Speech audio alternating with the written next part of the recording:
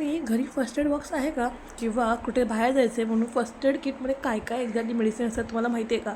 जर माहीत नसेल तर हा व्हिडिओ तुमच्यासाठी आहे. सो चला, सर्वात पहिलं तर बँडेज किंवा गॉज पट्टी जी येते ना ती, म्हणजे जर कुणाला जखम झाली तर बँडेज लावायला बँडेज, आणि जखम झाल्यानंतर ते वरती कवर करायला जे असतं ना गॉज पॅड, तेव्हा तुम्हाला मी ते फोटो वगैरे शो करीन, तुम्ही बघू शकता. आता सेकंड मायक्रोपोर टेप. आता मायक्रोपोर म्हणजे गॉज पट्टीला फिक्स करण्यासाठी येते, 3mm मायक्रोपोर म्हणून येतं, ते तुम्ही यूज करू शकता. त्यानंतर अँटीसेप्टिक लिक्विड म्हणजे डेटॉल म्हणा, सॅव्हलॉन म्हणा, या सगळ्या गोष्टी सोबत ठेवायला, का काही जखम वगैरे झाली तर ते साफ करण्यासाठी सोबत राहायला पाहिजे.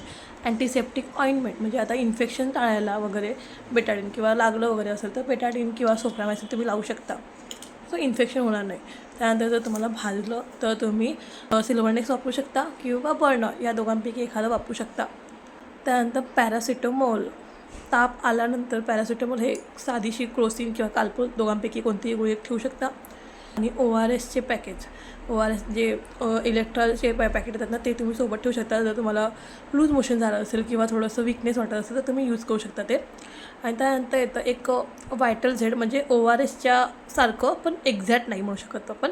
व्हायटल झेड म्हणून पण पावडर येतं, इलेक्ट्रासारखाच प्रकार असतो तो पण. ते तुम्ही ॲज ए एनर्जी म्हणून वापरू शकता. ORS नाही आहे ते, पण ॲज ए एनर्जी, किंवा तुम्हाला असं खूप वीकच वाटत असेल किंवा चक्कर वगैरे येत असेल तर तुम्ही ते सुद्धा पिऊ शकता. ठीक आहे.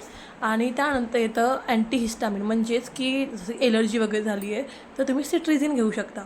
ठीक आहे. त्यानंतर अँटासिड, जर तुम्हाला ॲसिडिटीचा त्रास झाला तर तुम्ही डायझिन किंवा जेरुसिल घेऊ शकता. आता ह्या सगळ्या झाल्या मेडिसिनमधल्या गोष्टी.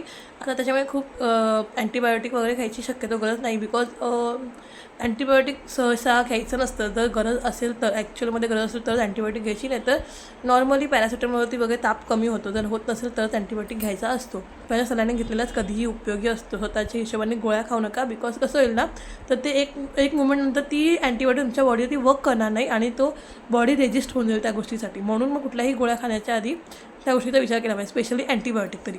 त्यानंतर मग काही अशा गोष्टी जसे की थर्मोमीटर पाहिजेत, ग्लोव्स ठेवू शकता, सीझर्स ठेवू शकता, आणि ट्विझर्स, या सगळ्या गोष्टी तुम्ही ठेवू शकता सोबत. आणि त्यानंतर लहान मुलं जर सोबत असेल तर लहान मुलांचंसुद्धा फीवरचे सिरप, आणि कोणी एजेड असतील त्यांची BP, शुगर, थायरॉईड या सगळ्या गोष्टी पण असतील तर त्या गोष्टीसुद्धा तुम्ही ठेवू शकता. आता हे मी एक्स्ट्रा म्हणून सांगितलेलं आहे, फक्त एक काळजी म्हणून, बाकी काही नाही. सो चला, व्हिडिओ आवडला असेल तर चॅनलला लाईक, शेअर, सबस्क्राईब नक्की करा.